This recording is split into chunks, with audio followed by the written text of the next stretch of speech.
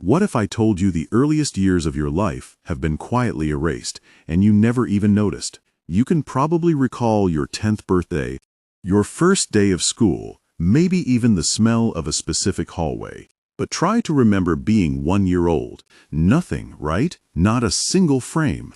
Your brain kept you alive, learning, bonding, growing, and then deleted the footage. Why would evolution do that to you? Most people assume memory works. Like a filing cabinet, you live something. You file it away, and it's there forever if you look hard enough. So if that's true, where's the baby file? We have photos. We have family stories. We even feel like we remember our first steps because someone told us about them 100 times. But real first-person memory of infancy, for almost every human being on Earth, it simply doesn't exist. Here's the twist: nobody tells you babies do learn. They recognize their mother's voice before birth. They remember faces. They learn cause and effect cry. And someone comes. So if infants can clearly learn and remember short-term, why does none of it survive into adulthood? This isn't a small glitch. It's a universal blackout that affects every single person who has ever lived, and it might be one of the strangest design choices in the human brain. Line of evidence 1. The hippocampus isn't finished yet. Deep in your brain sits a structure called the hippocampus. It's the machine that stamps experiences with a time and a place, turning them into memories you can replay later. In babies, that machine is still under construction.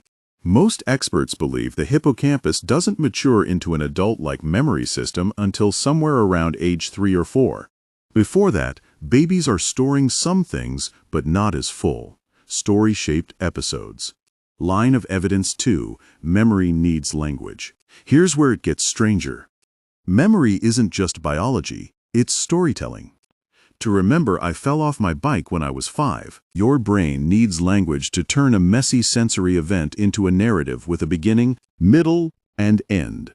Before a child can talk, they don't have the tools to file experiences that way.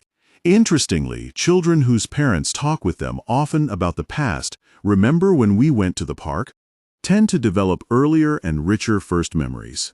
Culture and conversation literally shape how far back your memory reaches. Line of evidence 3. The sleep and consolidation problem. There's also a purely mechanical piece. Turning a short-term experience into a long-term memory requires consolidation, a process that leans heavily on deep sleep and emotional tagging. Infant sleep is fragmented, and their emotional memory circuits are still raw. Without stable consolidation, most early experiences simply dissolve before they can be permanently stored. But here's where it gets weird. Some adults do report flashes of early memory, a smell, a color, a feeling of fear usually tied to something traumatic or highly emotional. So the wipeout isn't total. Something survives. Why? 3 competing theories. Theory of biological maturation. The brain hardware for storytelling-style memory simply isn't built yet. Most researchers treat this as the baseline explanation. Theory B. Language and social scaffolding. Memory is social. Cultures that narrate a child's life heavily produce adults with earlier first memories than cultures that don't. Theory C. Adaptive forgetting. Some researchers argue forgetting infancy might actually be useful, a fresh identity. Unburdened by confusing, context-free memories from a time before you even understood who you were. Then a twist from the lab experiments with baby mice show that fear memories formed in infancy don't vanish, they can be artificially reactivated later by stimulating the exact same neurons. That suggests something unsettling: your baby memories might not be deleted at all. They might just be locked in a format your adult brain can no longer read. So here's the big reveal. Infantile amnesia isn't a flaw. It's the price of building a self.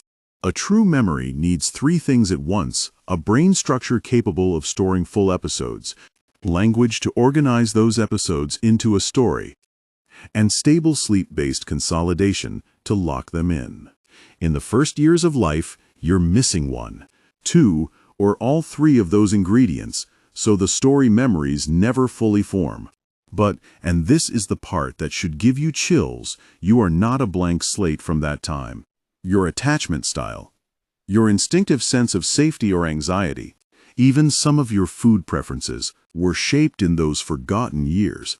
You don't remember the experiences, but the experiences remember you. They live on as emotional wiring, not as replayable video. So what does this actually change? First, memory is a team effort between biology, language, and the people who raise you. Second, your missing baby years weren't wasted. They were the foundation the rest of your memory got built on top of. Third, this is why therapists working with early trauma often focus on body sensations and images instead of stories, because that's the format those early years were actually stored in. Your missing baby memories aren't proof that nothing happened. They're proof that something foundational happened, something so early and so important that your brain used it to build the walls of the house instead of hanging it on the walls as a photograph. So here's a question for you. What's the earliest memory you can actually trust? Was it a smell? A place? A feeling? Drop it in the comments. I want to know how far back your story really goes. If this made you rethink your own mind, hit like and subscribe, because we're going deeper into the brain's strangest mysteries every week. Next time, why do dreams feel so real? See you in the next one.